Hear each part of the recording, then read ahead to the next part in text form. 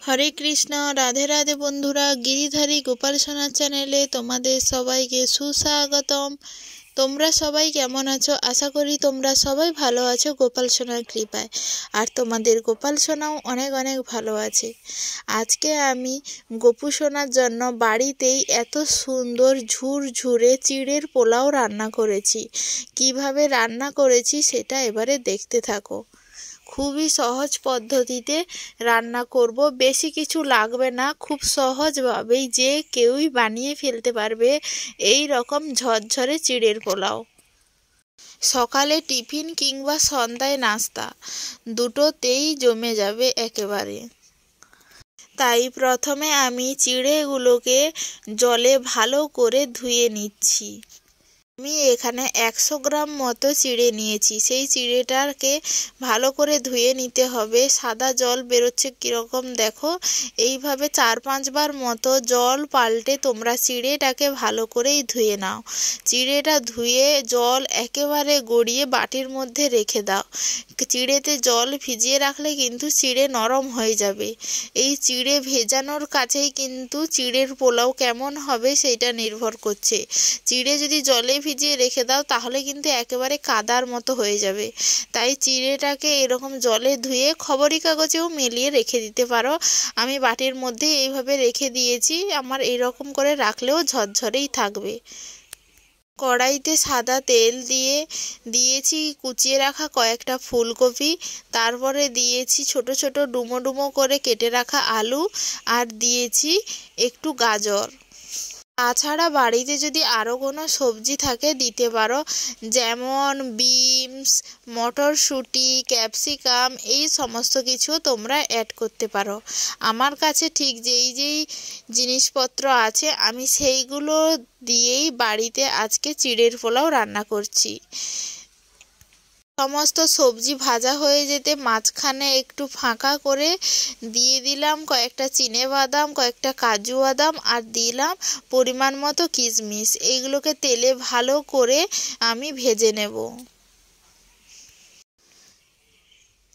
যারা লঙ্কা খেতে ভালোবাসো তারা কিন্তু এখানে কয়েকটা কাঁচা লঙ্কা কুচিও দিয়ে দিতে পারো। যেহেতু এই প্রসাদটা আমার ছেলে পাবে তাই জন্য আমি এতে কাঁচা লঙ্কা অ্যাড করলাম না। বাদামগুলো যখন ভাজা হয়ে যাবে সবজির সাথে ভালো করে মিশিয়ে নিতে হবে।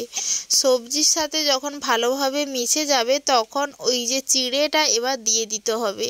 চিড়েটা বাটিতে বসে আছে বলে এই রকম হচ্ছে, না হলে দেখো কত সুন্দর ঝরঝরে হয়েই পড়ে যাচ্ছে। চিড়েটা নরমও হয়েছে আবার ঝরঝরেও আছে, কাদামাটির মতো কিন্তু হয়ে যায়নি। কিছুক্ষণ ভালো করে সমস্ত সবজি এবং বাদামের সাথে চিড়েটা মিশিয়ে নেওয়ার পর দেব এতে অল্প পরিমাণ একটু হলুদ অল্প পরিমাণ দিয়ে ভালো করে মিশিয়ে নেব। আর এতে এবারে অ্যাড করছি পরিমাণ মতো লবণ, একটুখানি গরম মশলার গুঁড়ো, 1/2 চামচ মতো দিলাম চাট মশলা গুঁড়ো। আবারও ভালো করে মশলার সাথে চিড়েকে ভালো করে মিশিয়ে নিচ্ছি। এবারে শেষে যেটা দিতে হবে দুটো উপকরণ, যেই দুটো উপকরণ ছাড়া চিড়ের পোলাও অসম্পূর্ণ, সেটা হচ্ছে টেস্ট মতো চিনি, আর শেষে দেব একেবারে কিন্তু ঘি। প্রথম থেকে ঘিটা দিয়ে দিলে ঘিয়ের যে গন্ধটা সেটা কিন্তু উড়ে যেত। শেষে যদি দাও তাহলে কিন্তু এই ঘিয়ের ফ্লেভারটা চিড়ের পোলাওর মধ্যে খুব সুন্দরভাবেই থেকে যাবে।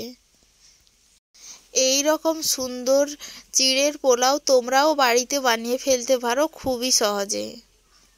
এইসব বাদ দিয়ে একটা কথা বলছি, যেটা আমার বাড়ির কথা।